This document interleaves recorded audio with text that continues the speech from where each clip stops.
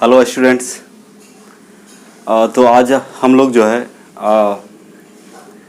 Inorganic का जो first chapter है जो यूनिट 6 कहला रहा है यहाँ पे, जिसको हम यूनिट 6 बोल रहे हैं, वो आज ख़त्म हो जाएगा। मतलब इनऑर्गेनिक का एक चैप्टर हम लोग आज लास्ट करेंगे। मतलब टोटल अभी हम लोग कवर जो कर चुके हैं 6 चैप्टर, मतलब 1 से लेके 6 चैप्टर तक जो है हम लोग पढ़ चुके हैं। और जो है आपका फिर से शुरू होगा इनऑर्गेनिक का पी ब्लॉक। और पी ब्लॉक का जो चैप्टर है आपका बहुत ही बड़ा है और उसमें जो नंबर्स आते हैं 8 नंबर। वैसे देखा जाए तो आपका ये जो यूनिट 6 चैप्टर है इससे भी आपका लगभग 6-7 नंबर आ ही जाता है इस चैप्टर से, जो अभी हम लोग पढ़े हैं इससे। क्योंकि मेन जो है हम लोग निष्कर्षण जो पढ़े थे, एक्सट्रैक्शन ऑफ मेटल, उसमें जो 4 आपको बताए गए थे मुख्य, वो याद रखेंगे। आयरन का, एल्युमिनियम का, जिंक और कॉपर। इन चारों में से एक क्वेश्चन आपका फिक्स रहता है जो कि 5 मार्क्स का रहता है। बाकी ऑब्जेक्टिव हुआ या 2 मार्क्स हुआ, सब मिला के 7-8 इससे भी पूछ दिए जाते हैं। बहुत ही छोटा चैप्टर और बहुत ही अधिक नंबर, अच्छा नंबर इससे पूछा जाता है, तो इसको ध्यान में रखेंगे, आप दिमाग में इसको रखिएगा। और अभी जो हम लोग शुरू करने जा रहे हैं, ये अभी जो हम लोग पढ़ेंगे वो इसी चैप्टर का जो है कुछ क्वेश्चंस हैं, 2-3 क्वेश्चंस हैं, उसको हम लोग देखेंगे। उसके बाद ये चैप्टर आज आपका क्या हो जाएगा, समाप्त हो जाएंगे। और नेक्स्ट लेक्चर आपका होगा पी ब्लॉक एलिमेंट्स, जो कि ये भी बहुत ही ज़्यादा इम्पोर्टेंट है। और दूसरी बात है बहुत ही बड़ा चैप्टर ये है। इसके बाद फिर पढ़ेंगे डी एन एफ। ये थोड़ा छोटा है, बहुत ही छोटा है, D N F block elements. उसके बाद जो पढ़ेंगे हम लोग कोऑर्डिनेशन कंपाउंड, 9 नंबर चैप्टर, वो भी आपका इम्पोर्टेंट है और बहुत ही छोटा चैप्टर है। तो इनऑर्गेनिक का जो चैप्टर्स है पी ब्लॉक को छोड़कर बाकी 3 चैप्टर्स जो हैं छोटे छोटे हैं और जिससे अधिक से अधिक नंबर आप ला सकते हैं, कम पढ़ के ज़्यादा नंबर उठा सकते हैं। तो इनऑर्गेनिक केमिस्ट्री को आप लोग ध्यान से सीखिए, पढ़िए। कोई भी प्रॉब्लम हो कमेंट करें, दिक्कत हो तो समझने में, है ना, कमेंट करें और पूछ सकते हैं। व्हाट्सएप नंबर तो आप लोग के पास होगा ही, उसमें भी आप बोल सकते हैं, पूछ सकते हैं क्वेश्चन, कोई दिक्कत नहीं है। तो चलिए आज हम लोग देख लेते हैं कुछ क्वेश्चन। और इस तरह से आज ये चैप्टर आपका इनऑर्गेनिक का जो है फर्स्ट चैप्टर यूनिट 6 मेटलर्जी जो है ये आपका आज समाप्त हो जाएगा। फिर नेक्स्ट लेक्चर में हम लोग मिलते हैं, किसमें, पी ब्लॉक एलिमेंट्स जो न्यू है। और उसमें कोई मतलब जितने भी आप वीडियो अपलोड किए गए हैं आपके लिए बहुत ही इम्पोर्टेंट है एग्जाम के पॉइंट्स ऑफ व्यू से। सबको अच्छी तरह से क्या करें, लिख लें, उसको याद करने की कोशिश करें। और जब याद हो जाए तो कोई रफ किताब में, कोई रफ कॉपी में आप क्या करें, उसको नोट करने की कोशिश करें। तो चलिए, बहुत खुशी की बात है, आज आपका ख़त्म हो रहा है मेटलर्जी, है ना। तो इनऑर्गेनिक का एक चैप्टर हमारा आज समाप्त हो जाएगा और फिर नेक्स्ट चैप्टर हम लोग शुरू करेंगे पी ब्लॉक एलिमेंट, जो कि ये भी आपका बहुत ही ज़्यादा इम्पोर्टेंट है। तो ध्यान रखेंगे बच्चे, आप लोग ध्यान से वीडियो को देखें, टाइमली पढ़ें और कोई दिक्कत हो तो पूछें, हम हैं यहाँ पे जब तक आपका बोर्ड का एग्ज़ाम नहीं आ जाता है। और ऐसे भी आपको बोल दिए थे कि एग्ज़ाम के लगभग 1 से 1.5 महीना पहले आपका सिलेबस ख़त्म हो जाएगा। एग्ज़ाम के 1.5 महीने पहले आपका सिलेबस ख़त्म हो जाएगा, तो आपका अच्छा टाइम मिल जाएगा रिवीजन करने का। रही बात सेंटर खुलने का, बहुत बच्चे बोलते हैं सेंटर खुल रहे हैं, अच्छी बात है, खुलना चाहिए, खुलना भी है। तो देखिए, खुल भी गया तो बहुत सारे स्टूडेंट जो है यहाँ से पलायन कर चुके हैं, मतलब जा चुके हैं, उनको यहाँ आना फिर से संभव नहीं है। तो क्लास जो पहले जैसे चल रहा था वैसे नहीं चल सकता है। इसलिए आपको जैसे भी पढ़ाया जा रहा है, जिस माध्यम से आपको पढ़ाया जा रहा है उस पर फोकस करें, अच्छे से पढ़ें।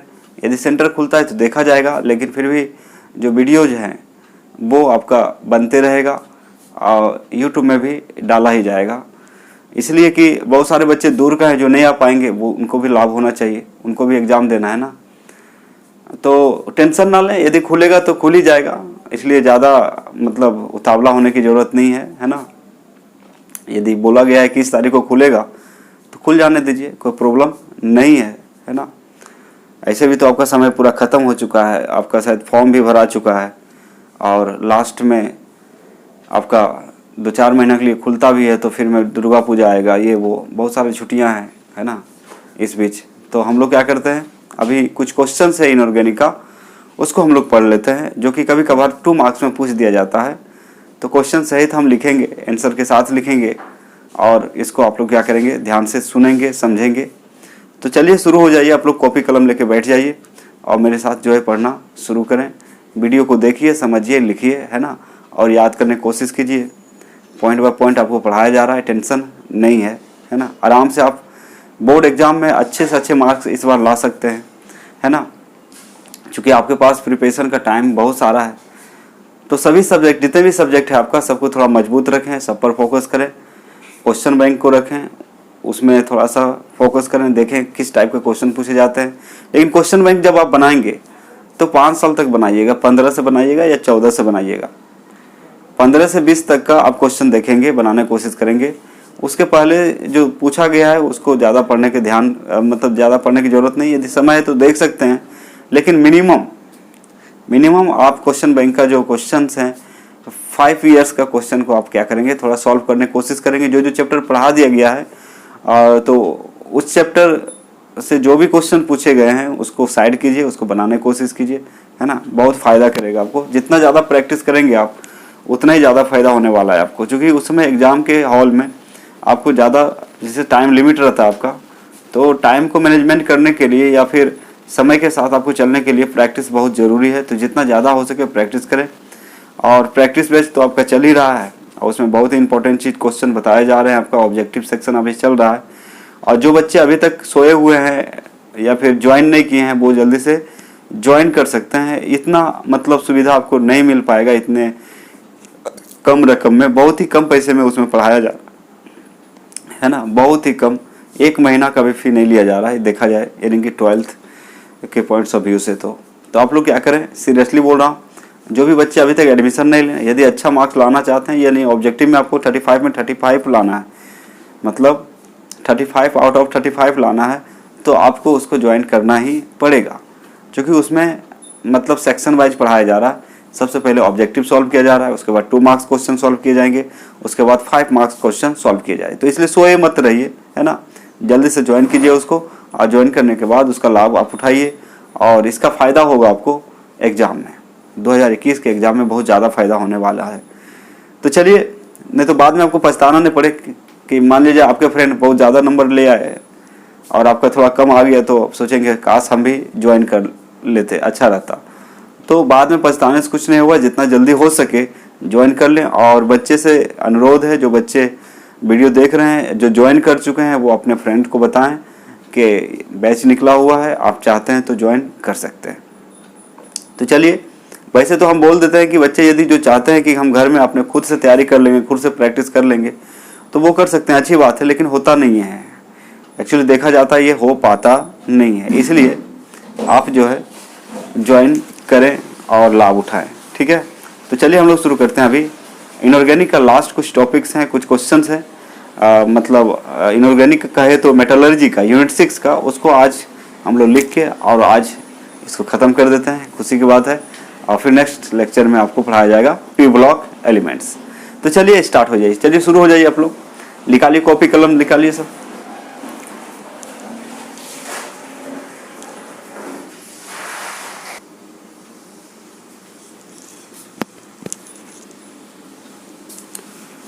तो चलिए हम लोग एक क्वेश्चन देखते हैं, जो कि 2 मार्क्स में कभी कभार आपसे पूछा जाता है, बहुत इंपॉर्टेंट है। कितने मार्क्स के लिए? 2 मार्क्स के लिए कभी कभी आपसे पूछ सकता है।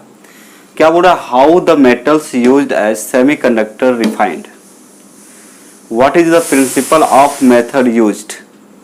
तो एक क्वेश्चन आपसे पूछ रहा है, how the metals used as semiconductors refined, what is the principle of method used. Okay, तो देखिए इसको ध्यान से देखेंगे, हिंदी में क्या बोलते हैं, क्या बोल रहा है क्वेश्चन देखिए।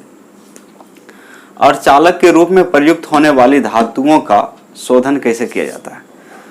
वैसे मेटल जिसका उपयोग हम सेमीकंडक्टर के रूप में करते हैं, मतलब जिसको बोलते हैं अर्धचालक, क्या बोलते हैं?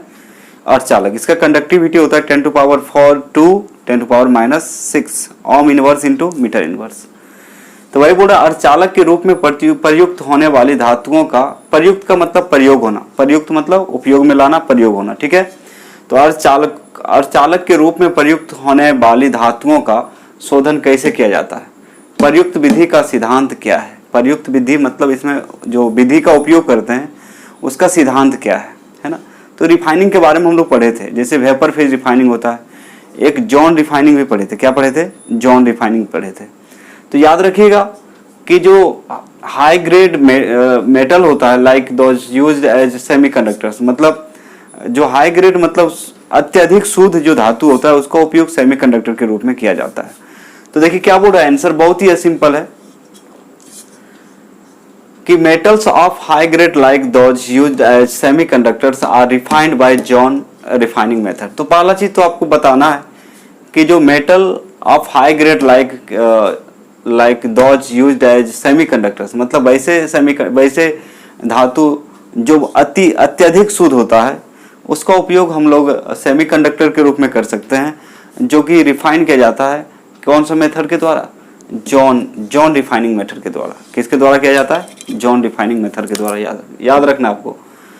तो metals of high grade like those used as semiconductor are refined by zone refining method. इसका प्रिंसिपल क्या है? This method is used based on the principle that impurities are more soluble in molten state of metal than in solid state. तो ये बताना चाह रहा है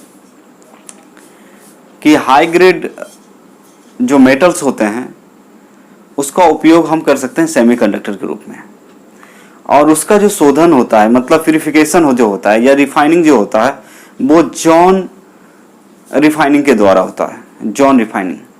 तो इसका प्रिंसिपल क्या है? इसका प्रिंसिपल है, इसका मानना है, इसका सिद्धांत है कि जो इम्प्योरिटीज होता है यदि वो मोल्टन स्टेट में है तो ज़्यादा सोलूबल होता है। मोल्टन स्टेट में क्या होता है? ज़्यादा सोलूबल होता है as compare to solid state. ठोस अवस्था के तुलना में गलित अवस्था में क्या होता है? आपका ज़्यादा विलय होता है, यानी कि इसका विलयता ज़्यादा होता है। याद रखिएगा इसका प्रिंसिपल क्या है कि जो इम्प्योरिटीज है यदि वो गलित अवस्था में है तो उसका विलयता ज़्यादा होगा ठोस अवस्था के तुलना में, ये बता रहा है। तो कहने का मतलब इस तरह से जब ये क्वेश्चन रहेगा 2 मार्क्स तो इतना आपको लिखना पड़ेगा, है ना? तो देखिए यहाँ पे क्या बोल रहा है कि अति उच्च शुद्ध मतलब अत्यधिक शुद्ध धातुओं और चालकों की तरफ प्रयुक्त किया जाता है, मतलब उपयोग किया जाता है। अत्यधिक शुद्ध धातुओं और चालकों के रूप में प्रयोग किया जाता है। उनका शोधन जो है मंडल परिष्करण, हम लोग पढ़ चुके हैं, मंडल परिष्करण विधि से किया जाता है। उसका शोधन कैसे करेंगे? मंडल परिष्करण विधि से करेंगे। तो याद रखना है आपको सिद्धांत क्या बोल रहा है। यह विधि इस सिद्धांत पर आधारित है कि अशुद्धियों की विलयता धातु की ठोस अवस्था के अपेक्षा गलित अवस्था में अधिक होती है। मतलब जब ये गलित अवस्था में रहेगा तो इसका विलयता ज्यादा होगा, ज्यादा घुलनशील होगा ठोस अवस्था के तुलना में। इसको बोलेंगे प्रिंसिपल। इसी प्रिंसिपल पर यह काम करता है। तो इसका फटाफट क्या करें, नोट कर लें, इसको नोट करें। आगे कुछ क्वेश्चन और बताते हैं, क्योंकि लास्ट है आज तो कुछ क्वेश्चन देख लेते हैं। तो ये जो क्वेश्चंस होंगे आपका 2 मार्क्स का होगा। तो बोलिए metals of high grade like those used as semiconductor are refined by zone refining method, है ना। प्रिंसिपल क्या बोलता है? This method is based on the principle that impurities are more soluble in molten state of metal than the आपका solid state। ये इसका principal है और ये आपका रिफाइनिंग का जो नाम है वो दिया गया है। तो जॉन रिफाइनिंग मेथड के द्वारा इस प्रकार के धातु, मतलब जो धातु हम लोग सेमीकंडक्टर के रूप में यूज करते हैं, जैसे आप क्वेश्चन पूछेगा कि जो धातु आप लोग सेमीकंडक्टर के रूप में यूज करते हैं उसका रिफाइनिंग कौन सा प्रोसेस से होता है, तो आप बोलिएगा जॉन रिफाइनिंग। इसका प्रिंसिपल पूछेगा तो बोलिएगा इम्प्योरिटी जो होता है मोल्टेन स्टेट में, मतलब पिघला हुआ अवस्था में ज्यादा सोलुबल होता है, मतलब विलय होता है as compare to solid state of the metal. तो सॉलिड अवस्था के तुलना में, ठोस अवस्था के तुलना में अशुद्धियां जो होती है गलित अवस्था में ज्यादा घुलनशील होता है, मतलब विलय होता है। ये बात को आप क्या करेंगे, ध्यान में रखेंगे। तो इस तरह से ये 2 मार्क्स का क्वेश्चन आपका आ सकता है बोर्ड में, और इसको आप ध्यान रखेंगे। तो इसको क्या करें, फटाफट नोट करें, फिर आगे बताते हैं।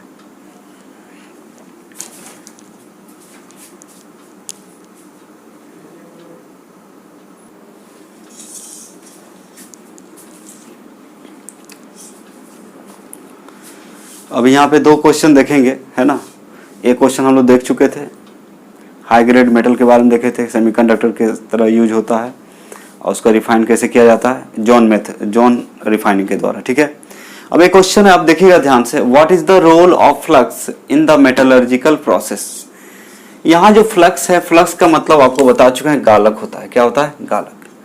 तो फ्लक्स हम लोग पढ़ चुके हैं, जैसे हम लोग क्या पढ़े थे, आयरन का एक्सट्रैक्शन ऑफ आयरन पढ़े थे, तो उसमें आपको बताया गया था कि फ्लक्स का रोल क्या है। तो फ्लक्स क्या होता है कि फ्लक्स मतलब एक सब्सटेंस है, जैसे हो सकता है FeO हो सकता है, CaO हो सकता है, SiO2 हो सकता है, SiO2 हो सकता है, इसको फ्लक्स बोलते हैं। तो होता क्या है कि जब हम लोग मेटलर्जी में, धातु क्रम में फ्लक्स का जब उपयोग करते हैं, तो जो अयस्क होता है और होता है, उसमें यदि अशुद्ध पदार्थ है, उसमें क्या है आपका अशुद्ध पदार्थ है, तो वो क्या करता है कि उसके साथ कंबाइन हो जाता है। फ्लक्स क्या होता है, जो गैंग जिसको बोल रहे हैं, गैंग का मतलब होता है अशुद्धियां, अशुद्ध पदार्थ। गैंग्स का मतलब क्या होता है? अशुद्ध पदार्थ। तो जो अशुद्ध पदार्थ होते हैं वो क्या होता है कि आपका जो है, बोल सकते हैं किसके साथ, फ्लक्स के साथ कंबाइन हो जाता है, या फ्लक्स जो है गैंग के साथ कंबाइन हो जाता है। कंबाइन होने के बाद उसको आसानी से अलग किया जा सकता है। यदि गैंग रहे अयस्क में, उसको यदि अलग करना चाहेंगे तो आसानी से नहीं होगा, उसमें क्या मिलाना पड़ता है? फ्लक्स। फ्लक्स का काम क्या है, वो अशुद्ध पदार्थ के साथ कंबाइन हो जाता है, जुड़ जाता है। जैसे कि मान लीजिए आपका है Ca है, CaO है, और उसमें मिला देंगे SiO2 मिला देंगे, तो दोनों कंबाइन करेगा तो CaSiO3 बनेगा, जिसको कैल्शियम सिलिकेट बोलेंगे। तो ये इसको हम लोग बोलते हैं स्लैग। क्या बोलते हैं? स्लैग। तो फ्लक्स मिलाने से क्या बन जाता है? स्लैग बनता है, और स्लैग को आसानी से आपका और से अलग कर सकते हैं, ठीक है। वही बात यहाँ पे लिखा हुआ है, आप देख सकते हैं। धातुक्रम प्रक्रियाओं में गालक की भूमिका क्या है? रोल का मतलब यहाँ क्या है? भूमिका। उसका क्या अदा है, क्या क्या काम है उसका, है ना। तो बोल रहा है flux is used to remove the gangue by combining with it the slag formation takes place. वही बात अभी बताए कि गालक गैंग के साथ संयुक्त होकर इन्हें अलग कर देता है। रिमूव का मतलब हटा देता है, अलग कर देता है। तो flux is used to remove the gangue by combining with it the slag formation takes place. It means in Hindi आप बोल सकते हैं कि गालक जो है गैंग के साथ सबसे पहले क्या होता है? कंबाइन करता है, उसको अलग कर देता है। फिर बोल सकते हैं इस प्रकार धातु मल बनता है। और इससे क्या बनता है, जब ये कंबाइन कर जाएगा तो वो गैंग नहीं कहलाएगा, उसको हम स्लैग बोलते हैं। स्लैग का मतलब होता है धातु मल। जैसे आपको एक बार और बताए थे कि जैसे हमारा बॉडी में यदि मैल जमा है ना, गंदगी, इंप्योरिटी जमा है, गंदगी जमा है, तो उसको यदि हम पानी से सिर्फ हटाना चाहेंगे तो नहीं हटता। या फिर कपड़े आपके गंदे हैं, कपड़े आपके क्या हो गए? गंदे हो गए, उसको यदि साफ करना चाहेंगे तो सिर्फ पानी में डुबा के निकालेंगे तो आपका साफ नहीं होगा। कुछ कुछ धूल कण जो है बड़े आकार के हैं वो हट जाएगा, लेकिन मान लीजिए उसमें ग्रीस वगैरह लगा हुआ है या बहुत ज़्यादा तेल वगैरह लगा हुआ है, तो उसको यदि हम हटाना चाहेंगे कपड़ा से तो सिर्फ पानी में डालेंगे तो नहीं होगा। क्या करते हैं? उसमें साबुन लगाते हैं। साबुन क्या करता है? साबुन में जो आपका नॉन पोलर पार्ट होता है वो किसके साथ जुड़ जाता है? वो मैल के साथ जुड़ जाता है, और इस तरह से उसको क्या करता है? अपने ओर खींच लेता है और कपड़ा से क्या करता है? अलग कर देता है। ठीक उसी प्रकार अयस्क में जो गंदगी होते हैं उसको यदि हटाना है तो उसमें क्या डालते हैं हम लोग? फ्लक्स डालते हैं। फ्लक्स का काम होता है कि वो उसके साथ जुड़ जाता है, जुड़ के उसको अलग कर देता है, अयस्क से क्या करता है? अलग कर देता है और धातुमल बना लेता है। और ये धातुमल आसानी से आप अलग हो सकता है किससे? और से, ठीक है। तो वही बोल रहे गालक गैंग के साथ संयुक्त होकर इन्हें अलग कर देते हैं, इस प्रकार धातुमल बनता है।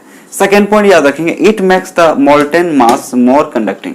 और ये जो फ्लक्स है, फ्लक्स का काम क्या है? जो मोल्टेन मास है, मतलब गलित पदार्थ है, पिघला हुआ पदार्थ है, उसका कंडक्टिविटी को क्या करता है? बढ़ाता है। उसका कंडक्टिविटी को क्या करता है? बढ़ा देता है। उसका कंडक्टिविटी को क्या करेगा? बढ़ा देगा। जैसे मान लीजिए वाटर लीजिए, ठीक है, वाटर है, तो वाटर यदि प्योर है, उसमें कोई इम्प्योरिटी नहीं है, MgCa कुछ नहीं है उसमें, तो यदि मान लीजिए उसमें विद्युत धारा यानी करंट पास करेंगे, यदि प्योर वाटर में हम लोग इलेक्ट्रिसिटी देंगे तो करंट पास नहीं करेगा, लेकिन उसमें इम्प्योरिटी है, कुछ गंदे कुछ मतलब अनवांटेड थिंग उसमें मिला हुआ है, तो उसमें करंट पास होता है। ठीक उसी प्रकार मान लीजिए मोल्टेन मास जो है आपका मेटल का, उसमें यदि फ्लक्स डाल देंगे तो उसका कंडक्टिविटी क्या होगा? बढ़ जाएगा। कंडक्टिविटी क्या हो जाएगा? कभी कभी मेल्टिंग पॉइंट भी कम हो जाता है। जैसे आपको बताया गया था एल्युमिनियम के जो निष्कर्षण पढ़ रहे थे, एक्सट्रैक्शन ऑफ एल्युमिनियम पढ़ रहे थे, वहां पे हम लोग क्या डाल रहे थे? उसमें क्रायोलाइट डाल रहे थे, या फिर मतलब CaF2 डाल रहे थे। ऐसा क्यों कर रहे थे? क्योंकि उसका मेल्टिंग पॉइंट ये क्या करता है, कम कर देता है और फिर क्या बढ़ा देता है, कंडक्टिविटी को क्या करता है, बढ़ा देता है। तो ये बात ध्यान में रखेंगे। तो वही बोल रहा है कि it makes the molten mass more conducting, यह गलित पदार्थ को अधिक सुचालक बना देता है। क्या बना देता है? सुचालक। सेकेंड क्वेश्चन की ओर हम लोग बढ़ते हैं। दूसरा क्वेश्चन क्या पूछा है आपको, what do mean by electrolytic refining. आपसे पूछ रहा है क्वेश्चन कि इलेक्ट्रोलाइटिक रिफाइनिंग से आप क्या समझते हैं। What do mean by electrolytic refining, इसको बोलते हैं वैद्युत अपघटन परिष्करण। क्या बोलते हैं हिंदी में? वैद्युत अपघटन परिष्करण से आप क्या समझते हैं। यहाँ जो परिष्करण शब्द आया है इसका मतलब होता है शुद्ध करना। इसको शोधन भी बोलते हैं। क्या बोलते हैं? शोधन कहा जाता है, शुद्ध करना कहा जाता है। शुद्ध करने का मतलब होता है किसी चीज से इंप्योरिटी को अलग कर देना, अशुद्ध पदार्थ को क्या करना, अलग कर देना। तो वही यहाँ पे लिखा है वैद्युत अपघटन परिष्करण से आप क्या समझते हैं। इंग्लिश में क्या लिखा है, what do mean by electrolytic refining. Okay, तो नेक्स्ट देखिए यहाँ पे क्या लिखा हुआ है। इसके बारे में यदि हम बात करें, इलेक्ट्रोलाइटिक रिफाइनिंग कहाँ पे यूज करते हैं, तो इलेक्ट्रोलाइटिक रिफाइनिंग के बारे में बहुत बार चर्चा हो चुका है। बस आपको थोड़ा सा फोकस करना है, ध्यान देना है। यदि आप कॉन्सेंट्रेट रहेंगे यहाँ पे तो आपको याद होगा कि इलेक्ट्रोलाइटिक रिफाइनिंग में होता क्या है आपका। तो जो लो, कहने का मतलब लो रिएक्टिव एलिमेंट जो होता है या मेटल्स होते हैं, यानी कि इसको बोल सकते हैं electrolytic refining use to less reactive. Less reactive मतलब कम से कम जो रिएक्टिव मेटल्स होते हैं, जिससे कम से कम रिएक्टिव जो होता है आप याद रखेंगे AU होता है। क्या होता है? AU होता है, AG होता है, AL होता है, CU होता है, मतलब एल्युमिनियम होता है, आपका गोल्ड होता है ना, फिर सिल्वर होता है, ओके, कॉपर होता है। ये सबको बोलते हैं मतलब लेस रिएक्टिव एलिमेंट या less reactive metal like aluminium, copper, silver, gold. ये सब क्या है आपका? लेस रिएक्टिव है। लेस रिएक्टिव होने के कारण, कम से कम क्रियाशील होने के कारण इसका कलर, जैसे ये मेरे हाथ में एल्युमिनियम है तो एल्युमिनियम का कलर जल्दी बदलता नहीं है क्योंकि ये किसी के साथ रिएक्शन करता जल्दी नहीं है। उसी प्रकार गोल्ड का हम लोग क्या बनाते हैं? ज्वेलरी बनाते हैं। तो ये गोल्ड का ज्वेलरी क्यों बनाते हैं? क्योंकि गोल्ड जो है किसी के साथ अभिक्रिया नहीं करता, रिएक्शन नहीं करता, और रिएक्शन नहीं करने के कारण मतलब ये सुरक्षित रहता है, उसके कलर में कोई चेंजिंग नहीं आता है। समझे? तो इस तरह का जो मेटल जो है जो लेस रिएक्टिव है, यदि आपको कोई पूछे लेस रिएक्टिव एलिमेंट्स का रिफाइनिंग कैसे किया जाता है तो बोलिएगा इलेक्ट्रोलाइटिक रिफाइनिंग के द्वारा किया जाता है। इलेक्ट्रोलाइटिक रिफाइनिंग के द्वारा हम लोग लेस रिएक्टिव मेटल को रिफाइन कर सकते हैं। तो इसमें क्या किया जाता है, समझिए बात को। इसमें दो आपका इलेक्ट्रोड लिया जाता है, एक इम्प्योर मेटल का, जैसे कॉपर का रिफाइनिंग कर रहे हैं इलेक्ट्रोलाइटिक प्रोसेस से, तो कॉपर के एक मोटा सा रॉड लेंगे जो कि अशुद्ध होगा, इम्प्योर होगा। अरे उसी का एक शुद्ध वाला पतला सा स्ट्रिप लेंगे, पतला।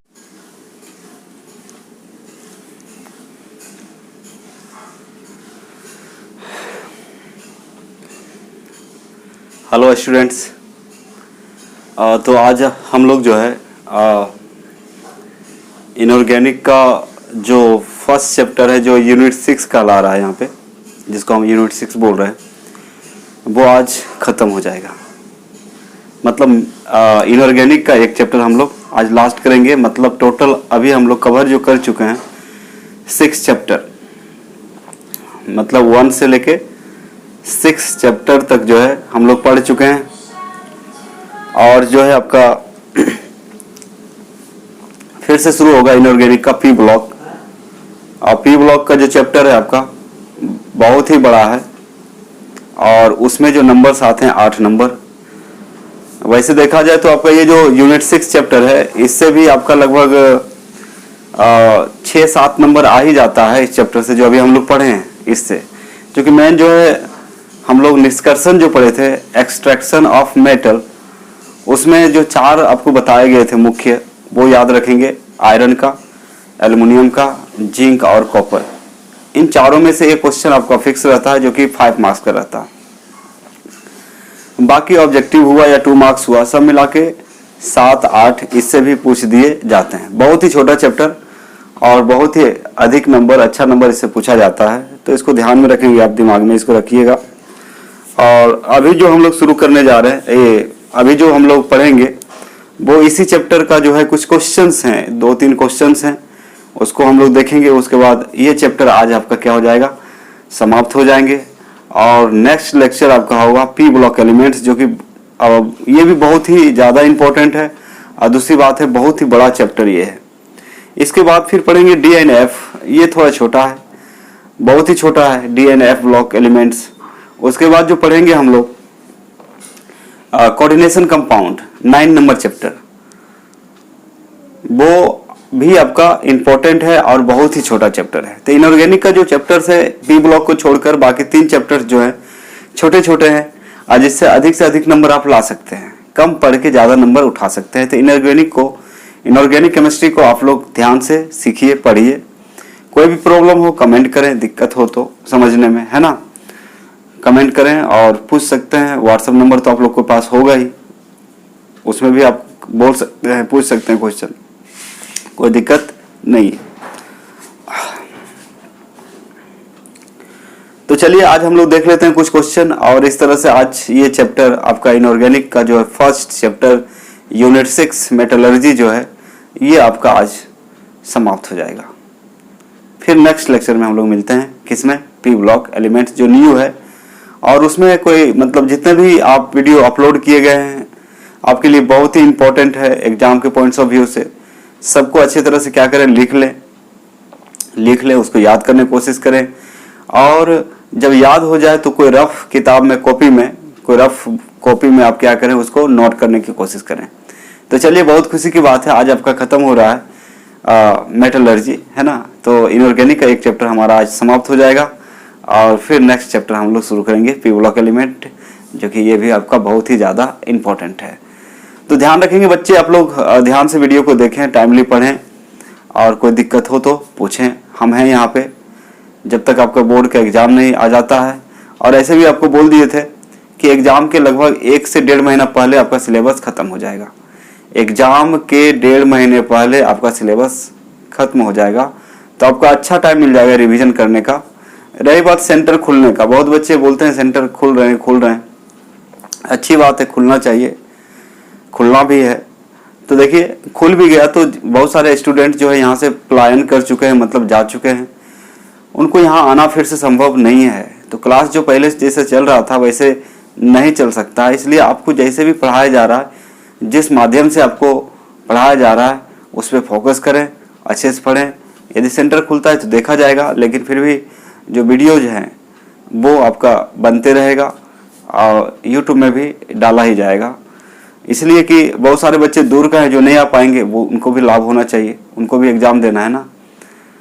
तो टेंशन ना लें, यदि खुलेगा तो खुल ही जाएगा, इसलिए ज़्यादा मतलब उतावला होने की ज़रूरत नहीं है ना।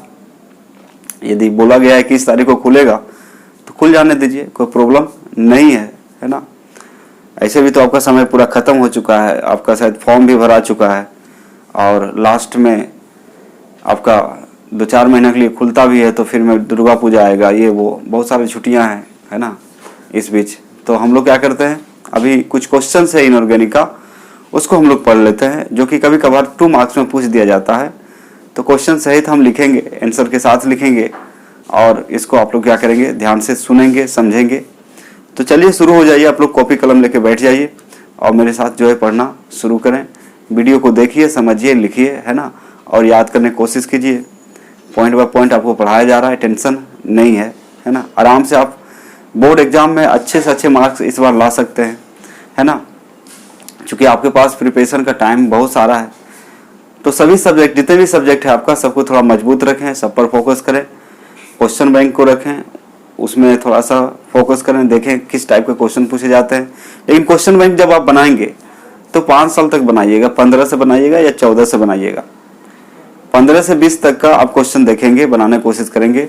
उसके पहले जो पूछा गया है उसको ज़्यादा पढ़ने के ज़्यादा पढ़ने की जरूरत नहीं है। यदि समय है तो देख सकते हैं, लेकिन मिनिमम आप क्वेश्चन बैंक का जो क्वेश्चंस हैं 5 इयर्स का क्वेश्चन को आप क्या करेंगे, थोड़ा सॉल्व करने की कोशिश करेंगे। जो चैप्टर पढ़ा दिया गया है तो उस चैप्टर से जो भी क्वेश्चन पूछे गए हैं उसको साइड कीजिए, उसको बनाने की कोशिश कीजिए, है ना। बहुत फ़ायदा करेगा आपको, जितना ज़्यादा प्रैक्टिस करेंगे आप उतना ही ज़्यादा फायदा होने वाला है आपको। क्योंकि उस समय एग्जाम के हॉल में आपको ज़्यादा, जैसे टाइम लिमिट रहता है आपका, तो टाइम को मैनेजमेंट करने के लिए या फिर समय के साथ आपको चलने के लिए प्रैक्टिस बहुत ज़रूरी है। तो जितना ज़्यादा हो सके प्रैक्टिस करें, और प्रैक्टिस बेस तो आपका चल ही रहा है, और उसमें बहुत ही इंपॉर्टेंट चीज़ क्वेश्चन बताए जा रहे हैं। आपका ऑब्जेक्टिव सेक्शन अभी चल रहा है, और जो बच्चे अभी तक सोए हुए हैं या फिर ज्वाइन नहीं किए हैं वो जल्दी से ज्वाइन कर सकते हैं। इतना मतलब सुविधा आपको नहीं मिल पाएगा इतने कम रकम में, बहुत ही कम पैसे में उसमें पढ़ाया जा रहा है ना, बहुत ही कम, 1 महीना का भी फी नहीं लिया जा रहा है देखा जाए, यानी कि 12th के पॉइंट्स ऑफ व्यू से। तो आप लोग क्या करें, सीरियसली बोल रहा हूँ, जो भी बच्चे अभी तक एडमिशन नहीं लें, यदि अच्छा मार्क्स लाना चाहते हैं, यानी ऑब्जेक्टिव में आपको 35 में 35 लाना है, मतलब 35 आउट ऑफ 35 लाना है, तो आपको उसको ज्वाइन करना ही पड़ेगा, क्योंकि उसमें मतलब सेक्शन वाइज पढ़ाया जा रहा है। सबसे पहले ऑब्जेक्टिव सॉल्व किया जा रहा है, उसके बाद 2 मार्क्स क्वेश्चन सॉल्व किए जाएंगे, उसके बाद 5 मार्क्स क्वेश्चन सॉल्व किए जाए। तो इसलिए सोए मत रहिए, है ना, जल्दी से ज्वाइन कीजिए उसको, और ज्वाइन करने के बाद उसका लाभ आप उठाइए, और इसका फ़ायदा होगा आपको एग्ज़ाम में, 2021 के एग्ज़ाम में बहुत ज़्यादा फायदा होने वाला है। तो चलिए, नहीं तो बाद में आपको पछताना नहीं पड़े कि मान लीजिए आपके फ्रेंड बहुत ज़्यादा नंबर ले आए और आपका थोड़ा कम आ गया, तो सोचेंगे काश हम भी ज्वाइन कर लेते, अच्छा रहता। तो बाद में पछताने से कुछ नहीं हुआ, जितना जल्दी हो सके ज्वाइन कर लें। और बच्चे से अनुरोध है, जो बच्चे वीडियो देख रहे हैं, जो ज्वाइन कर चुके हैं, वो अपने फ्रेंड को बताएं कि बैच निकला हुआ है, आप चाहते हैं तो ज्वाइन कर सकते हैं। तो चलिए, वैसे तो हम बोल देते हैं कि बच्चे यदि जो चाहते हैं कि हम घर में अपने खुद से तैयारी कर लेंगे, खुद से प्रैक्टिस कर लेंगे, तो वो कर सकते हैं, अच्छी बात है, लेकिन होता नहीं है। एक्चुअली देखा जाता है ये हो पाता नहीं है, इसलिए आप जो है ज्वाइन करें और लाभ उठाएं, ठीक है। तो चलिए हम लोग शुरू करते हैं। अभी इनऑर्गेनिक का लास्ट कुछ टॉपिक्स हैं, कुछ क्वेश्चंस हैं, मतलब इनऑर्गेनिक कहे तो मेटलर्जी का यूनिट 6 का, उसको आज हम लोग लिख के और आज इसको ख़त्म कर देते हैं, खुशी की बात है। और फिर नेक्स्ट लेक्चर में आपको पढ़ाया जाएगा पी ब्लॉक एलिमेंट्स। तो चलिए स्टार्ट हो जाइए, चलिए शुरू हो जाइए, आप लोग निकालिए कॉपी कलम, निकालिए सब।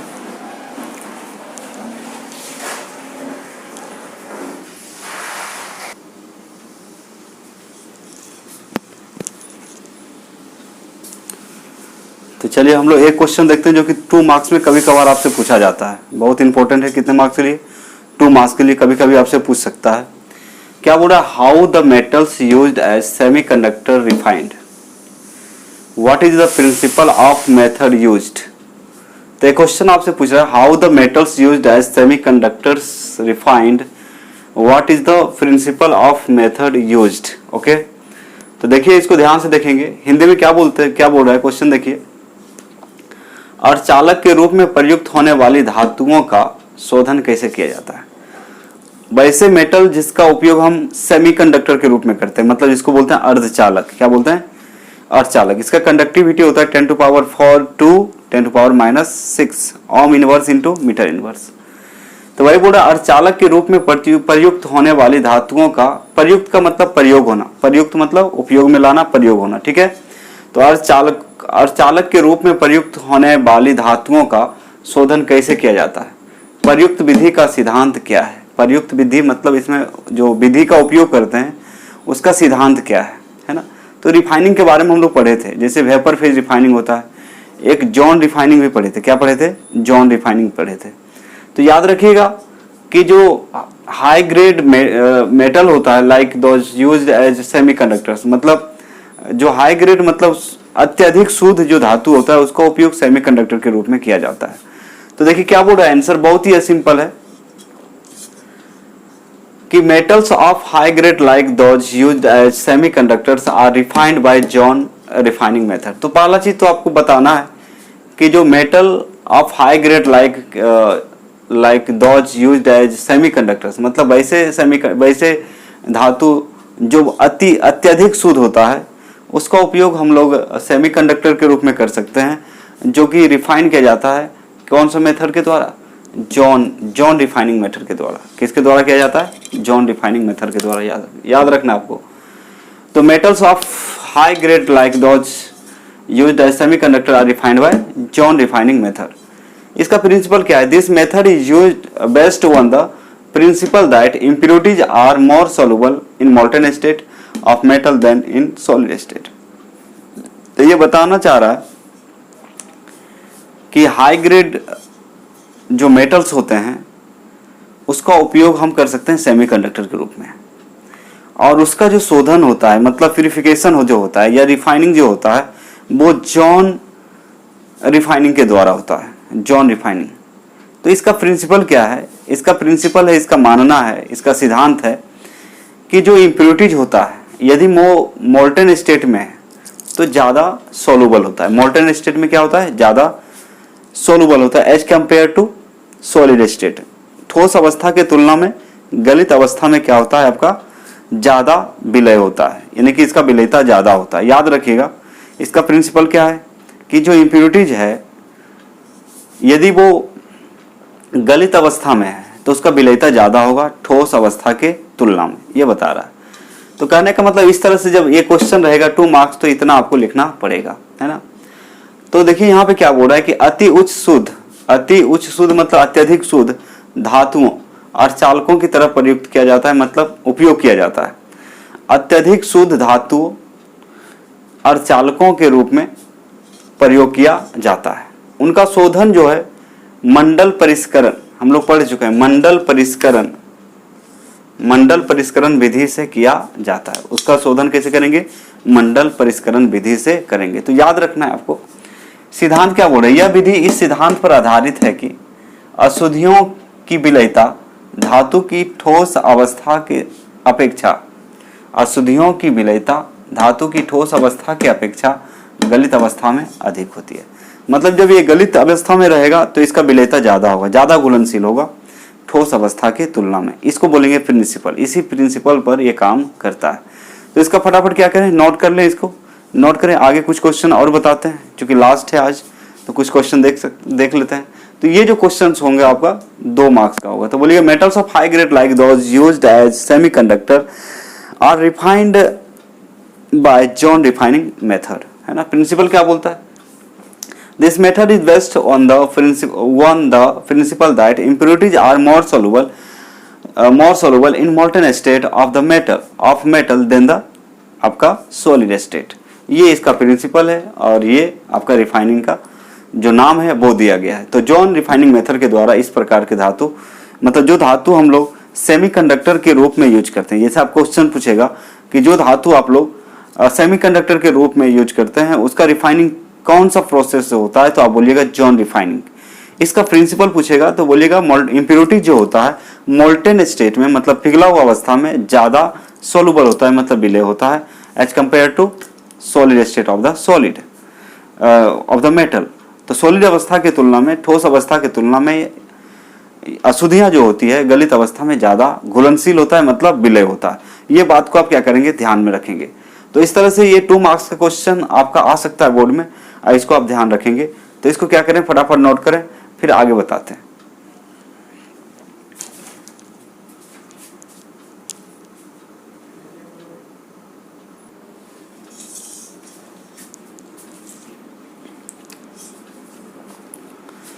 अब यहाँ पे 2 क्वेश्चन देखेंगे, है ना। एक क्वेश्चन हम लोग देख चुके थे, हाई ग्रेड मेटल के बारे में देखे थे, सेमीकंडक्टर के तरह यूज होता है और उसका रिफाइन कैसे किया जाता है, जॉन रिफाइनिंग के द्वारा, ठीक है। अब एक क्वेश्चन है, आप देखिएगा ध्यान से। What is the role of flux in the metallurgical process. यहाँ जो फ्लक्स है, फ्लक्स का मतलब आपको बता चुके हैं गालक होता है। क्या होता है, गालक। तो फ्लक्स हम लोग पढ़ चुके हैं, जैसे हम लोग क्या पढ़े थे, आयरन का एक्सट्रैक्शन ऑफ आयरन पढ़े थे। तो उसमें आपको बताया गया था कि फ्लक्स का रोल क्या है। तो फ्लक्स क्या होता है कि फ्लक्स मतलब एक सब्सटेंस है, जैसे हो सकता है FeO हो सकता है, CaO हो सकता है, SiO2 हो सकता है, SiO2 हो सकता है, इसको फ्लक्स बोलते हैं।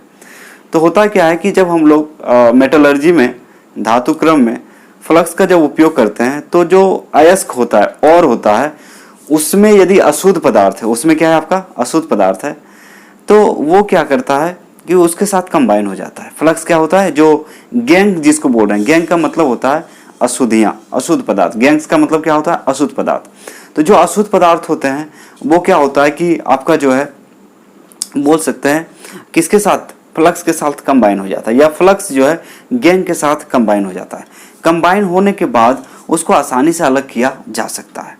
यदि गैंग रहे अयस्क में, उसको यदि अलग करना चाहेंगे तो आसानी से नहीं होगा, उसमें क्या मिलाना पड़ता है, फ्लक्स। फ्लक्स का काम क्या है, वो अशुद्ध पदार्थ के साथ कंबाइन हो जाता है, जुड़ जाता है। जैसे कि मान लीजिए आपका है Ca है, CaO है, और उसमें मिला देंगे SiO2 मिला देंगे, तो दोनों कंबाइन करेगा तो CaSiO3 बनेगा, जिसको कैल्शियम सिलिकेट बोलेंगे। तो ये इसको हम लोग बोलते हैं स्लैग। क्या बोलते हैं? स्लैग।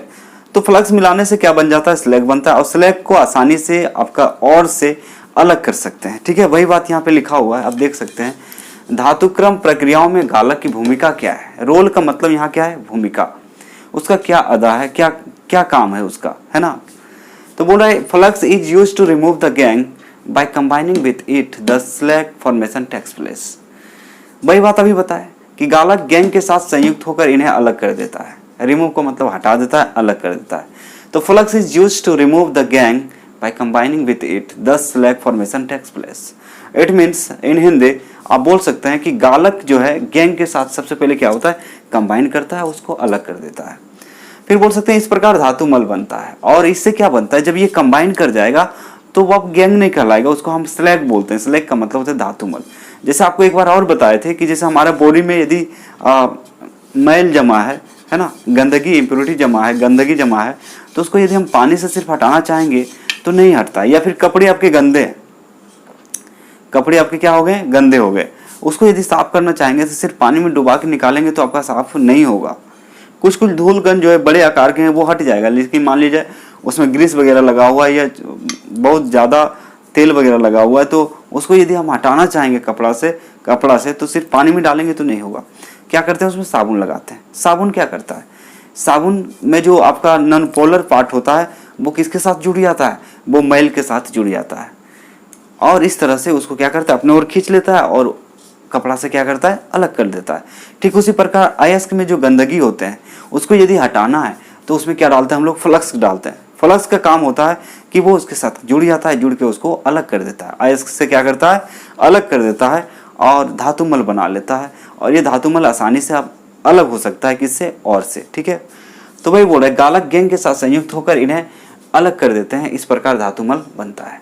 सेकेंड पॉइंट याद रखेंगे, it makes the molten mass more conducting.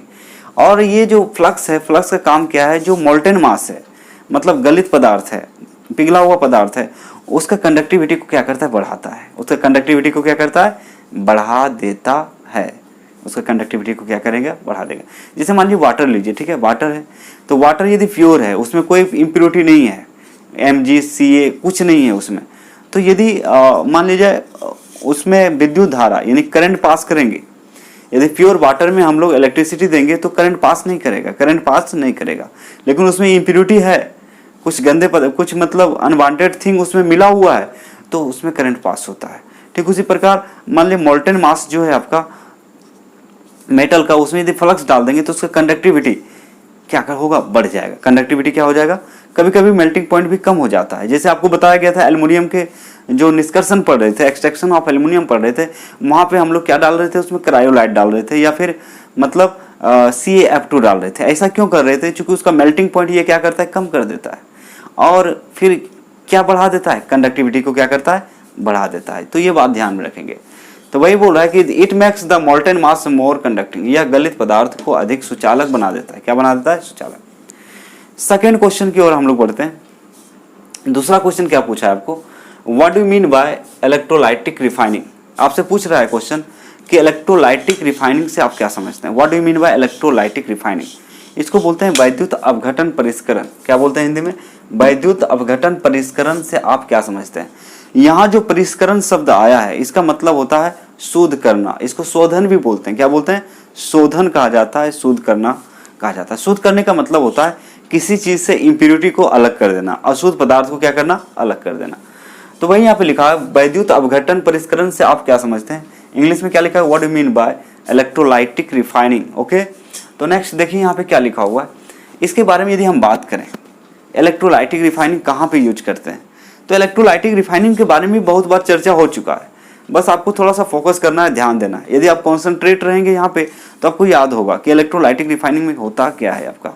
तो जो लो कहने का मतलब लो रिएक्टिव एलिमेंट जो होता है या मेटल्स होते हैं, यानी कि इसको बोल सकते हैं electrolytic refining use to less reactive मतलब कम से कम जो रिएक्टिव मेटल्स होते हैं, जिससे कम से कम रिएक्टिव जो होता है आप याद रखेंगे AU होता है। क्या होता है? AU होता है, AG होता है, AL होता है, CU होता है, मतलब एल्युमिनियम होता है, आपका गोल्ड होता है ना, फिर सिल्वर होता है, ओके, कॉपर होता है। ये सबको बोलते हैं मतलब लेस रिएक्टिव एलिमेंट या less reactive metal, like aluminium, copper, silver, gold.